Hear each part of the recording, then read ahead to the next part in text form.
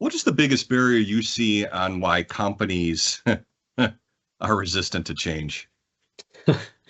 Resistant to change. I'd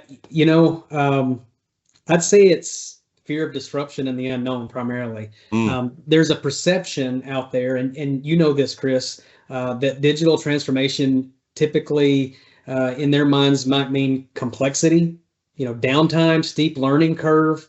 But the truth is, the longer you wait, the more complex it really becomes. Your competitors are mm, doing it, right? So what we do at ATS is help de-risk that transition, taking a phased collaborative approach that meets the customers where they are. We work with the people, right? We don't do things to them. So that makes things a lot more successful. It really takes a lot of that fear away and the unknown by painting that bigger picture.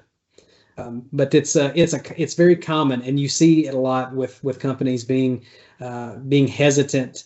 But you have to coach them and understand the greater value in the end that we're here to make your life a lot easier, not to make it more complex.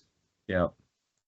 Fear in the unknown. I could not have said that any better myself, but in order to be, I always think of it like the upper right quadrant, right? If you look at it from a square standpoint, in order to be that top performer, you've got to be willing to take calculated risks, right? That's right.